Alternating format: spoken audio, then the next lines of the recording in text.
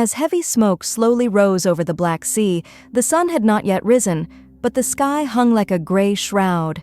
In a small town under the shadow of war, sirens warned of the approaching catastrophe.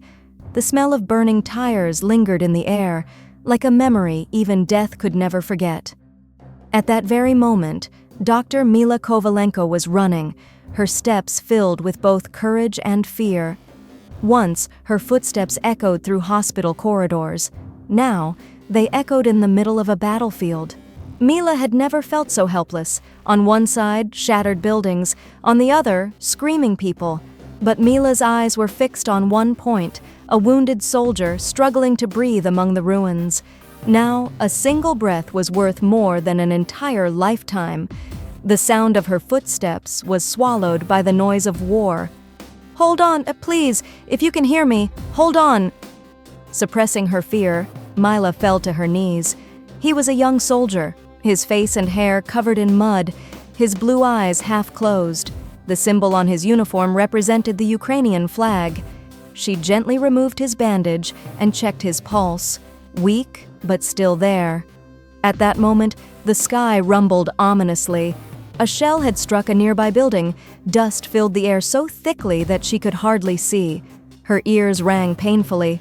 Mila shielded the soldier's head with her hands, trying to protect him. For a moment, time itself seemed to stop. She could hear the beating of his heart. Her lips trembled as she whispered to herself, "I'm a doctor. I must not be afraid. I have to be brave." Mila quickly regained her composure, pressing on the soldier's abdominal wound to stop the bleeding. She attached an IV, opened his airway, and helped him breathe. She knew she had to get him out of there, but that was easier said than done. Calling for help was nearly impossible. Taking a deep breath, she steadied herself and spoke to the soldier. "What's your name, soldier?" In a faint voice, he whispered, "Sergei." "Sergei, please don't close your eyes. I promise I'll get you home in that instant." Mila realized her fear had turned into courage. A sudden explosion roared, this one closer than ever. With all her strength, she threw Sergei's arm over her shoulder and dragged him away. Mud splashed, tanks exploded, bullets whizzed, people screamed. But Mila kept moving forward. Each step seemed to draw new strength from hope itself. About half an hour later, she reached the door of an old medical outpost. Inside, no one was there, only medicine boxes and a broken stretcher. Without wasting a moment, she laid Sergei down and checked his pulse again. Weak, but still beating. To Mila, that meant hope. "You held on, Sergei. Don't worry, you're safe now." As silent tears slid down her cheeks, the sounds of gunfire began to fade. The war no longer frightened her.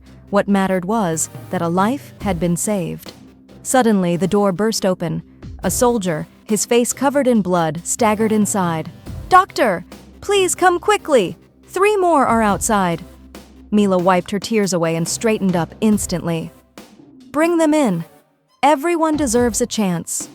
Though exhausted, determination returned to her face. She rushed to help the others. "Dr. Mila, you're an angel," Sergei whispered weakly, gratitude trembling in his voice. Mila smiled softly. "I'm a doctor. My duty is to save lives." 2 days passed. Mila had barely slept. The tiny outpost had become a beacon of hope. Wounded soldiers, civilians, even a Russian soldier from the opposing side were there. Mila leaned over him and said quietly, "Blood has no nationality. A human is always a human." Tears ran down the Russian soldier's face. "Why are you saving me?" he asked. Mila held his hand tightly. "Because I'm a doctor. To me, saving a life, preserving one breath, means everything." Her words pierced the silence. For a brief moment, amidst war, humanity had been reborn. Late that night, Mila sat in a corner. Her hands were still stained with blood, but inside, she felt a quiet pride. She reached into her pocket and pulled out an old photo of her and her mother, taken at a hospital in Kiev before the war. Her mother had been a nurse, a woman of compassion and courage.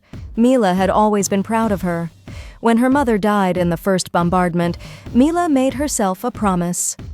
As long as there is a single living soul, I will keep fighting with my heart, not with a weapon. Now, that vow finally made sense. 3 days later, the shelter had grown quiet. Sergei could now stand on his own. He was alive again. Smiling, he said, "Doctor, I can walk again." Mila's face lit up. Her heart swelled with hope. "That means your heart is strong, Sergei." "See? Now you have another reason to live." Sergei smiled back. "I'm leaving soon, but you should come with me. People need to know about you. You're not just a doctor, you're a hero." Mila shook her head gently. "No, heroes are those who are ready to die at any moment. I fight to protect life, every breath of it." They both smiled quietly. The smoke of war still hung like a curtain in the sky, yet it seemed as if the heavens were slowly clearing. As the sun began to set, Mila stepped outside the shelter. The smoke from burning villages painted the sky like an orange blanket. She placed her hand over her heart. Every wound tells a different story. And this is only the first chapter. Just then, Sergei's voice echoed from behind her. "Your story will one day reach the whole world and heal it." This time, the tears running down Mila's face were tears of joy. "Maybe you're right, but all I can do is heal people and give them hope to live." As her hair swayed in the wind, the sound of a church bell rang out. It was as if even God himself was blessing that moment. In the stillness of the night, Mila, tired yet resolute, opened the old medical logbook and wrote her first line. "Today, I saved a life." But what truly matters is that life continues even in the heart of war. She set down her pen and gazed out the window. The sky was calmer than it had been in a long time, and in that moment, Dr. Mila whispered softly, "Every life saved is a new hope, a new beginning, and my story is only just beginning.